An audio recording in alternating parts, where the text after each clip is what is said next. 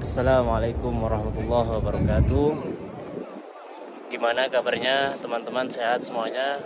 Alhamdulillah, di sore hari ini kami sedang berada di pelataran Masjid Nabawi Madinah.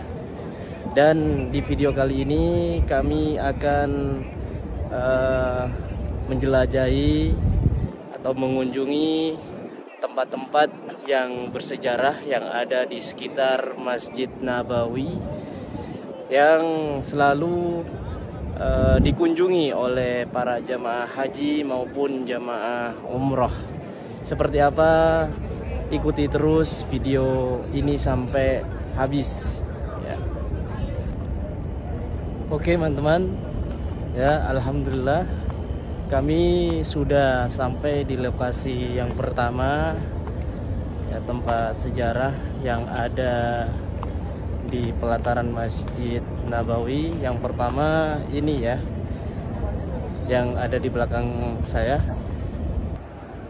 Coba bisa kita lihat ya, ada pohonnya juga ya. Ini di tembok. Dulunya ini nggak ditembok, cuma dipagari ya. Kita bisa melihatnya di dalam ya, namun tidak bisa masuk ke dalam. Yang berdiri berkumpul ini lagi menerangkan ya sejarah tentang tempat sejarah ini. Ini namanya Saqifah Bani Sa'idah ya. Tempat ini dimana dulu ketika Sayyidina Abu Bakar Siddiq ya dilantik sebagai pemimpin ya, menjadi khalifah, menggantikan sosok pemimpin dari baginda Nabi Muhammad SAW ketika baginda Nabi itu wafat ya.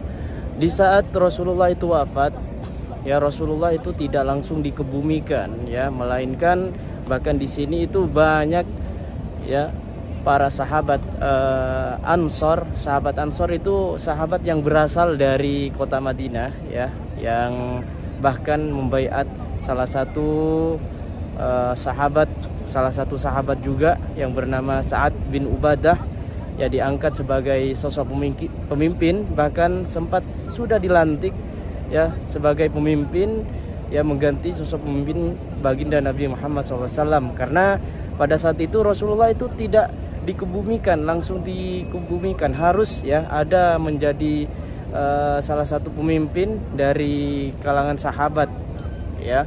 Nah disitulah ya para sahabat ya, seperti Sayyidina Abu Bakar, Sayyidina Umar pada saat itu berada di rumah Rasulullah ya,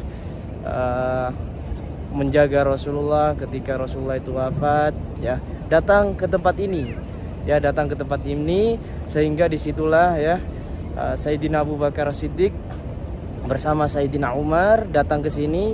Sayyidina Umar di situ tidak setuju ya kalau ada salah satu sahabat yang yang berani menggantikan Rasulullah SAW sebagai pemimpin ya. Karena pada saat Rasulullah itu masih hidup ya, itu yang cocok, yang layak menjadi sosok pemimpin yaitu Sayyidina Abu Bakar. Karena pada saat Sayyidina Abu Bakar ya, Rasulullah masih hidup, Sayyidina Abu Bakar lah yang mendampingi hijrahnya Rasulullah dari Mekah menuju ke Madinah ya. Nah dan juga ketika Rasulullah itu sakit ya, Sayyidina Abu Bakar lah yang ditunjuk untuk sebagai sebagai imam di Masjid Nabawi. Maka dari itu Sayyidina Umar juga mengangkat, membaiat Sayyidina Abu Bakar sebagai sosok pemimpin ya. Itu sejarah singkatnya ya. Nah jadi intinya tempat ini adalah tempat di mana Sayyidina Abu Bakar Siddiq diangkat atau dibaiat menjadi sosok pemimpin ya, pengganti dari baginda Nabi Muhammad SAW. Bukan pengganti sebagai Rasul, akan tetapi pengganti sebagai sosok pemimpin ya dari para kaum muslimin pada saat itu ya. Kita lanjut di tempat selanjutnya yaitu Masjid Ghamamah. Mungkin sahabat ya, para teman-teman semuanya ada yang pernah melaksanakan sholat terus masuk di pintu nomor 9 dan juga 8, 7 ya, untuk mengobatkan rasa rindunya terhadap Masjid Nabawi ini ya. Kami tidak putus untuk mendoakan semuanya para teman-teman yang menonton video ini ya. Jangan lupa di subscribe juga, like, komen ya, dan jangan lupa tekan tombol loncengnya agar tidak ketinggalan video yang kami share mengenai seputar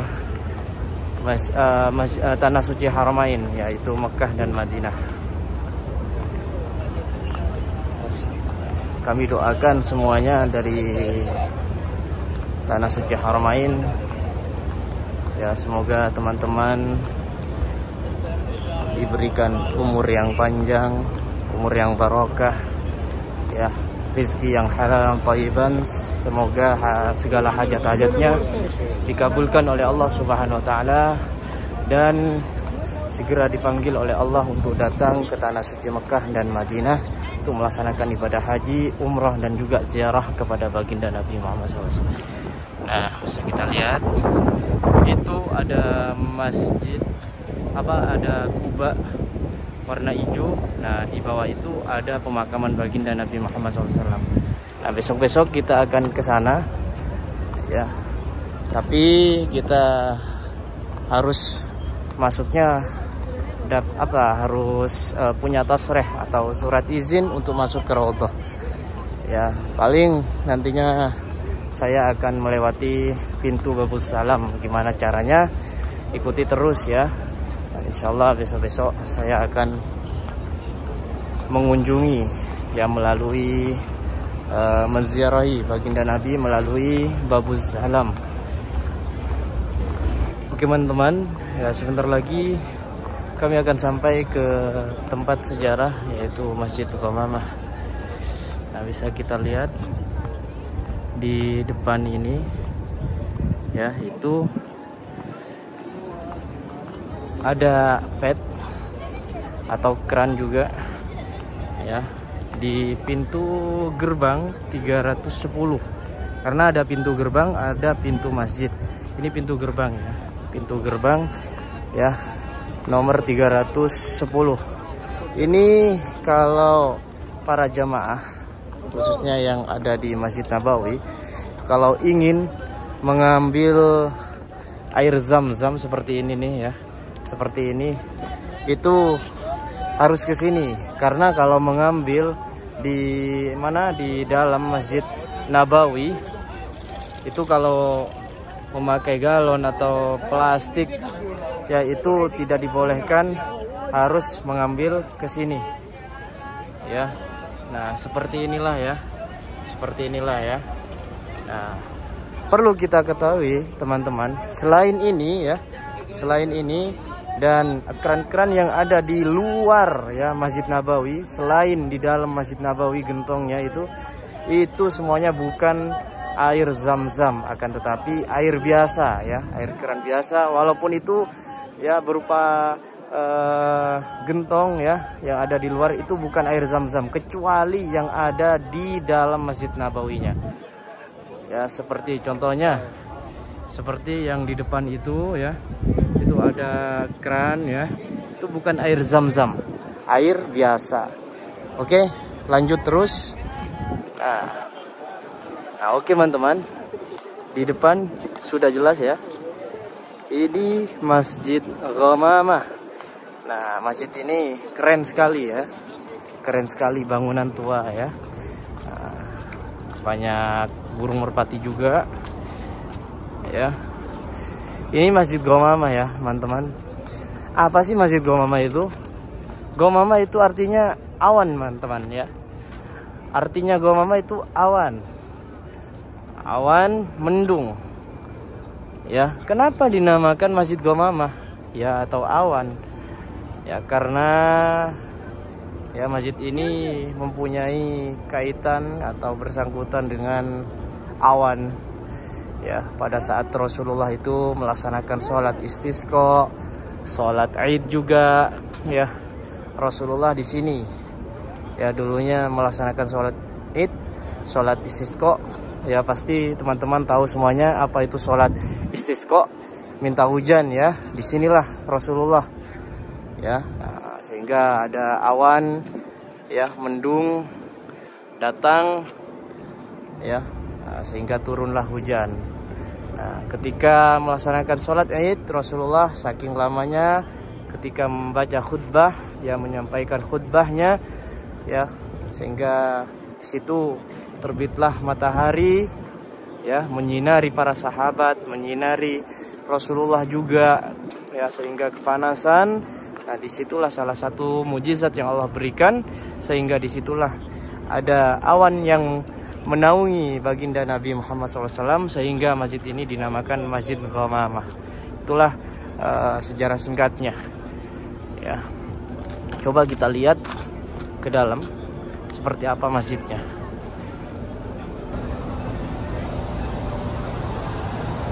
Nah, seperti inilah teman-teman masjid ya, Ghamamah, yang ada di dalam Masjid Ghamamah. Nah, seperti ini ya. Nah, di sini banyak orang yang melaksanakan sholat ya. Dan masjid ini kadang dibuka, kadang ditutup. Seperti inilah. Ya, sangat bersih sekali, sangat wangi sekali. Itu di depan ada Masjid Sayyidina Abu Bakar As-Siddiq ya, itu kita coba mendekat ya. Dan di sini banyak orang yang mengunjungi ya Masjid Ghamamah, bahkan sampai diusir-usir oleh polisi karena tidak bisa terlalu lama di sini.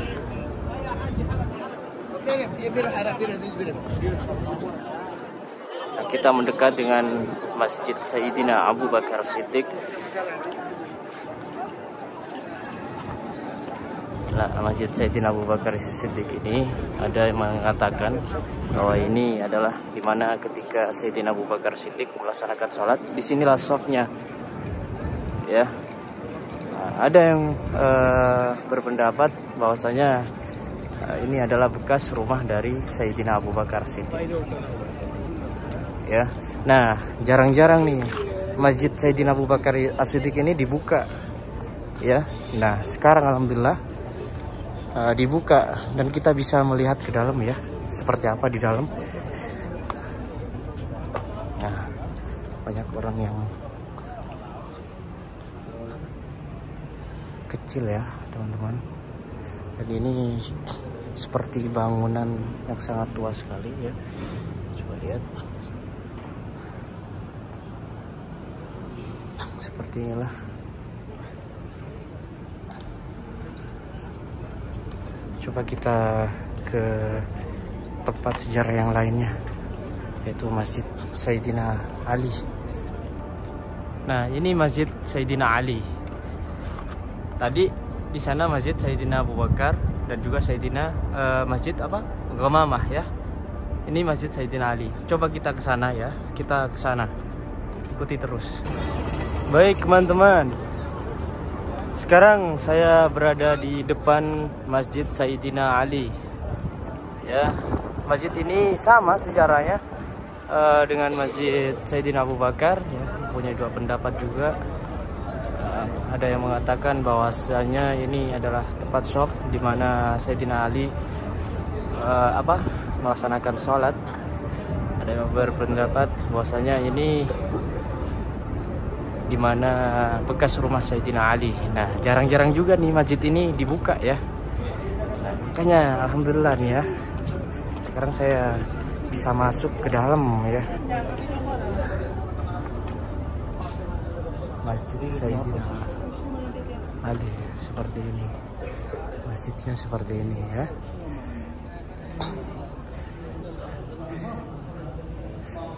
Tapi ini lumayan baru masjid ini ya. Maksudnya bangunannya baru ya. Kelihatannya beda dengan Masjid Ghamamah dan juga Masjid Sayyidina Abu Bakar. Seperti inilah ya teman-teman ya. Nah, itu saja ya teman-teman video yang bisa kami share ya di tempat-tempat yang bersejarah yang ada di kawasan pelataran Masjid Nabawi ya. kami doakan kembali teman-teman agar supaya bisa dipanggil oleh Allah, disegerakan dipanggil oleh Allah untuk datang ke tanah suci Haramain Mekah dan Madinah untuk melaksanakan ibadah haji maupun ibadah umrah dan juga ziarah kepada baginda Nabi Muhammad SAW. Ya, itu saja. Terima kasih.